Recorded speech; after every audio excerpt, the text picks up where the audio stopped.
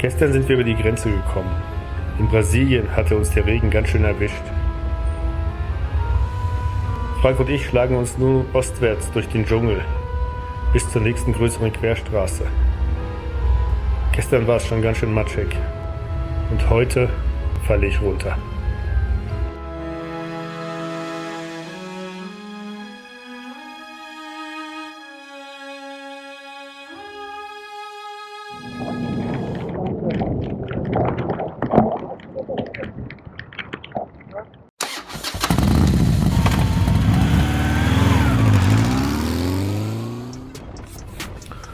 Guten Morgen.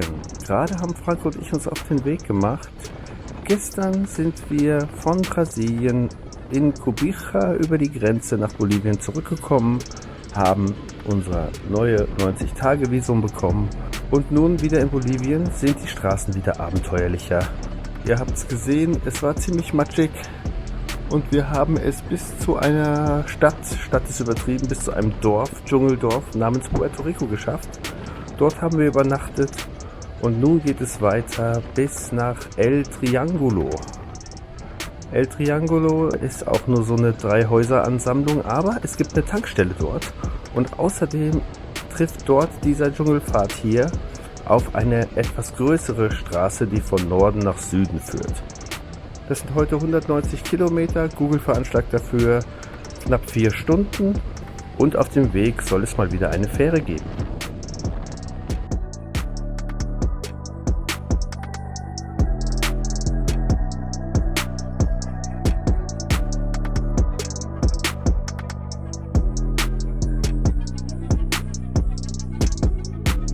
So, das hier ist die Fähre, bei Google angezeigt. Ist wohl eher eine Brücke.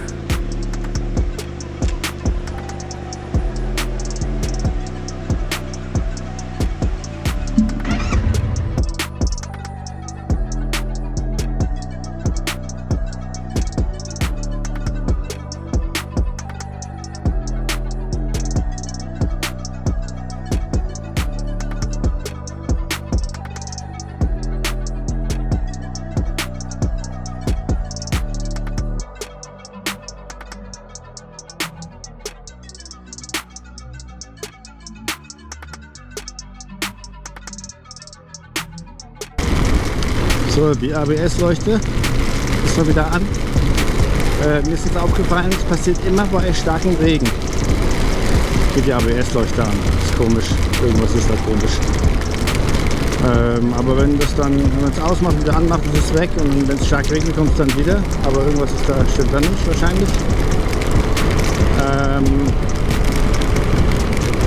Trockenheit ist noch nicht passiert. So, seht ihr den? Noch vielleicht den Typ mit dem Motorrad? Ich weiß nicht. Ich versuche nochmal hier, dass man ihn vielleicht kurz erahnen kann. Der hat mich eben angehalten, der hat einen Platten. Oder weiß ich nicht, ob er einen Platten hat. Auf jeden Fall wollte er ein Aufpumpgerät haben. Und gestern habe ich ja gesagt, mein Kompressor geht nicht mehr. Der macht keine Luft mehr rein, der ist irgendwie kaputt. Konnte ich dem nicht mehr helfen. Aber ich habe ihm gesagt, er soll warten, bis mein Kumpel kommt, der hat einen. Also, kleines bisschen geholfen vielleicht. Schweinchen, Schweinchen, Schweinchen. Holla, holla. Also, wir sind am Ziel. Das ist die Tanke. Scheint auch Benzin zu geben. Jetzt ist die Frage, fahren wir nach Norden? Das sieht hier nach halbwegs asphaltiert aus, oder ja, so eine Art Asphalt. Das sind nochmal 70 Kilometer.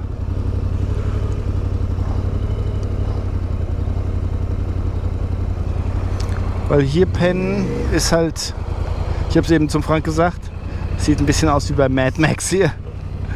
Es ist halt wirklich, hier stoppen die Leute zum Tanken und können dann was vielleicht essen oder so. Und Riberalta ist eine bekannte Stadt. Also das ist die Stadt im Norden, 72 Kilometer. Aber hier ist halt einfach nichts. Liegt der Hund begraben.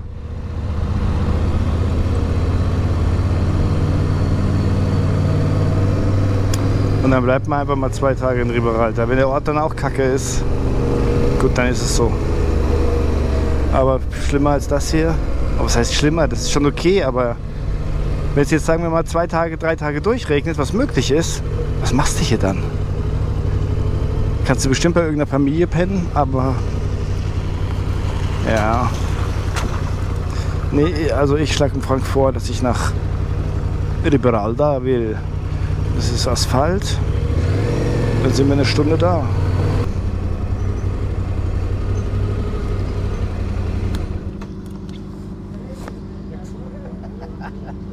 Hast du schon? Ich habe alle Häuser gesehen. Kannst du den nicht da überholen? Ja. Das ist Asphalt hier oben, glaube ich. Oder sowas ähnliches. Sieht gut aus. Das wäre die Straße nach Riberalta, nehme ich an, ne? Das heißt, wir wären in einer Stunde da, wir würden nicht ins Dunkle kommen. Klar, es sind 70 Kilometer in die falsche Richtung, aber wenn du mich fragst... Heute könnt ihr wieder was lernen, was man nicht machen sollte, denn Regel Nummer 1 beim Reisen: fahre niemals in der Nacht. Und ja, ihr habt es in den letzten Videos schon gesehen, dass ich dann immer, der Frank hat immer so, ja, aber dann kommen wir ins Dunkle und so, nicht so, ja, stell dich nicht so an. Nee, es sind nur noch 70 Kilometer. Ja, weiß ich schon, aber fahren wir ins Dunkle rein. Ja. Die 70 Kilometer machen wir schon noch. Bitte? Das ist noch hell. 1921, da kommen wir gut an. Ist perfekt. Aber jetzt kam halt noch brutaler Regen dazu und dann hat der Asphalt aufgehört und ich konnte wirklich überhaupt nichts sehen. Und ja, dann kam so ein Loch irgendwie und ich weiß es nicht, in einem Bruchteil von der Sekunde, ich konnte gar nicht so schnell reagieren, es hat mich so hingehauen. Also als ich auf dem Boden lag, ich bin quasi so bäuchlings hingefallen, Motorrad auf mich drauf, es hat geschüttet wie Sau. Kamera war während des Sturzes nicht an, aber ich habe sie dann angemacht, aber ja, Mikrofon ging gar nicht mehr, weil es komplett unter Wasser war und ja, es war auch so dunkel, dass man da also nichts sehen kann. Aber was ich gefilmt habe, das möchte ich natürlich zeigen. Man kann erahnen, wie stressig und krass das war, zu allem, weil ich halt auch Schmerzen hatte, weil das Ding halt voll auf meinen Fuß gefallen ist.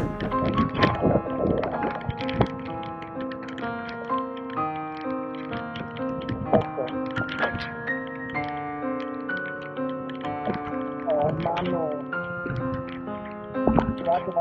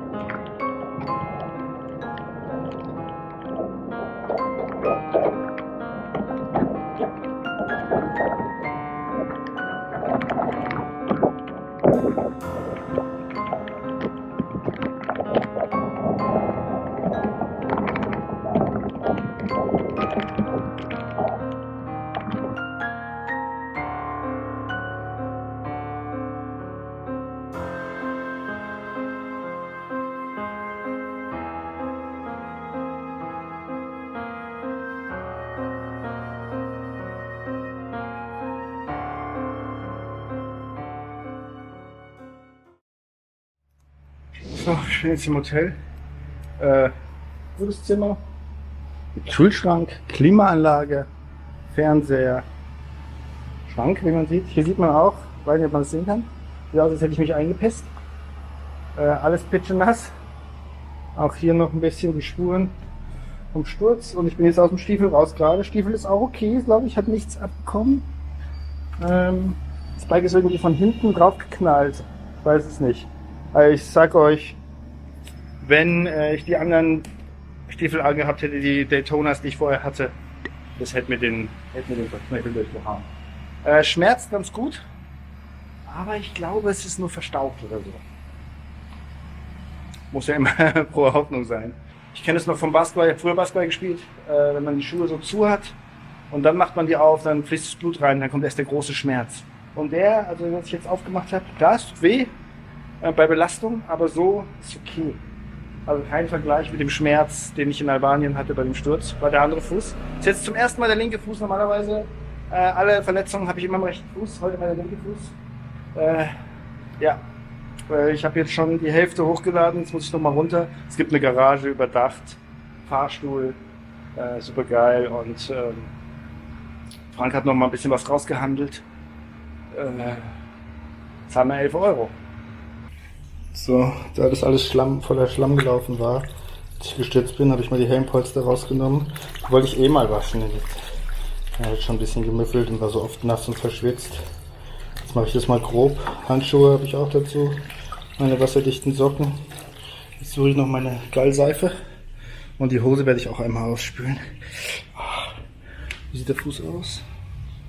Vielleicht ein bisschen geschwollen. Ja, hier ist er ein bisschen geschwollen. Seht ihr das? Hier. Die Knöchel außen. 12 Stunden Schlaf später geht's mir besser. Mein Fuß ist irgendwie verstaucht oder geprellt oder so. Wenn ich jetzt auf dem Bett gelegen habe und dann aufgestanden bin, hat es auch wehgetan. Aber wenn man so ein bisschen einläuft, dann geht's. Also, ich glaube, es ist nicht so schlimm. Halsweh nach 2 Tagen Klimaanlagen ist besser. Zahnweh wird auch besser. Im Moment alles kaputt. Und jetzt habe ich hier einen Milkshake getrunken mit Frank. Und es hat schon wieder geregnet eben. Aber jetzt hat es kurz aufgehört. Jetzt laufen wir mal ein bisschen durch die Stadt und schauen uns das mal an. Also der Ort, es ist ein Symbolbild quasi. Ist überall so. Hier sind jetzt so Sitzbezug-Dinger. Machen die eigentlich ganz gut, muss man sagen. Ja. Und ja, ist nicht so spannend. Also es gibt kein richtiges Zentrum. Das hier ist quasi das Zentrum. Jetzt ist Sonnenschein, aber ihr seht, es ist klatschnass. Also alle 5 Minuten regnet es hardcore.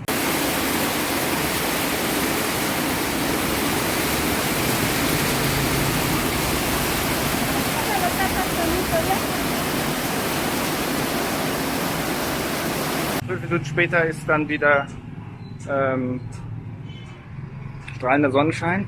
Es ist schwül, brutal. Also ich weiß nicht, ob man es sieht, aber mein T-Shirt ist klatschnass und nicht vom Regen. Ich will morgen weiterfahren. Guck noch einmal nach dem Bike, ob es alles in Ordnung ist. Machen kann ich jetzt hier eh nichts. Das ist das Hotel. Sieht ganz gut aus, aber ist natürlich ein bisschen runtergekommen.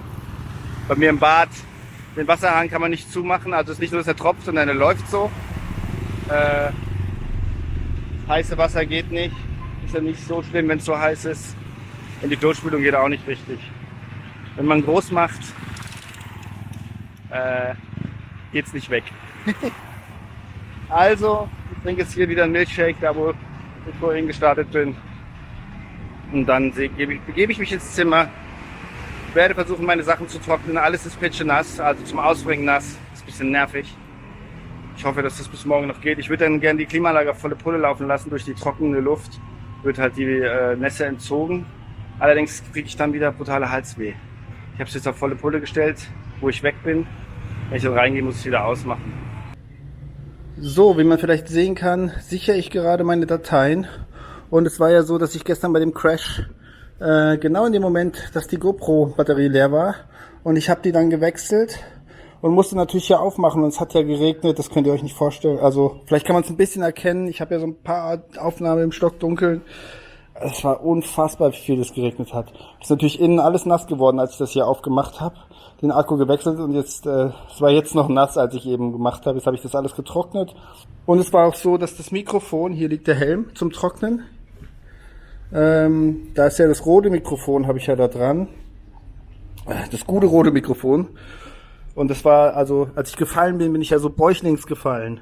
Und dann ist der ganze, also, da war so tief. War vielleicht so 20, 30 Zentimeter tief, lag ich mit dem Helm im Wasser und der ist voll gelaufen. Da waren natürlich diese ganzen Mikrofone hier alles unter Wasser. Und dann bei der Rückfahrt habe ich dann wieder aufgenommen, nachdem ich das hier gewechselt hatte, die Batterie. Und es hat auch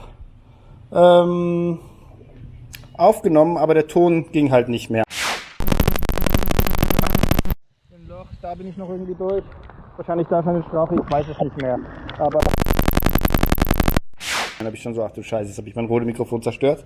Jetzt habe ich aber gerade einen Test gemacht. Ich weiß nicht, ob man das C hören kann. Ich hoffe, das Mikrofon geht noch. Und zwar bin ich patschenass in den Schlamm gefallen. Tief unter Wasser. Also, ich weiß jetzt nicht, wie gut die Qualität ist. Ich habe das natürlich jetzt hier nur so an der GoPro getestet. Aber es lebt noch das Mikrofon. Also auch das rote Mikrofon kann man einmal ins Wasser tunken. Bin ich überrascht. Gut. Zum Glück geht es alles noch. Aber ja, die Aufnahmen haben jetzt natürlich keinen Ton. Deswegen will ich noch mal kurz erzählen, wie das war. Weil ich hatte das gestern dann auf der Rückfahrt dann erzählt, wie das war. Und ich gehe dazu auf den Balkon, da hat man vielleicht ein bisschen schöneres Licht.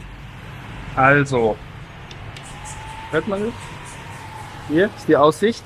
Nicht schlecht. Böses Wetter, da hinten schifft's. So, also, es war Asphalt, da hat es dann schon hardcore geregnet. Habe ich noch aufgenommen, habe ich gerade ausgemacht. Und dann ging es hier irgendwie nach Riberalta rein. Und dann war Schotter, bin ich ganz normal gefahren.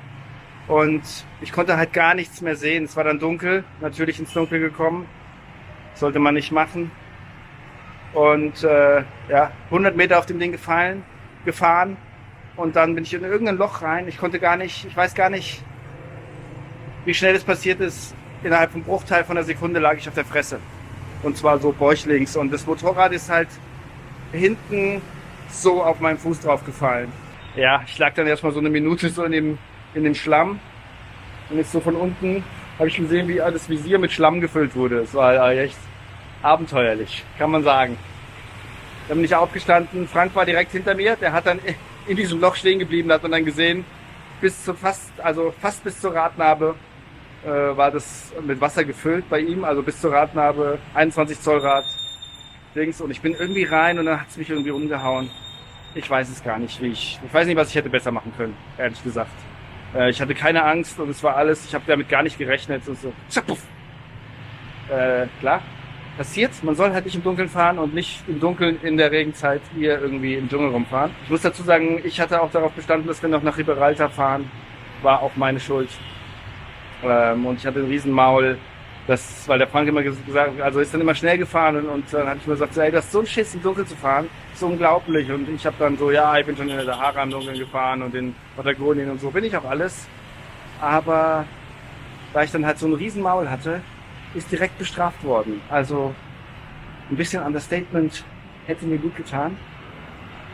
Zum Glück ist nichts Schlimmes passiert, aber so war das dann. Und dann halt, Frank ist dann vorgefahren. Also nachdem wir das Bike aufgehoben haben, Frank hat mir Gott sei Dank geholfen aufzuheben, haben wir auch dann beim ersten Mal geschafft, war alles gut.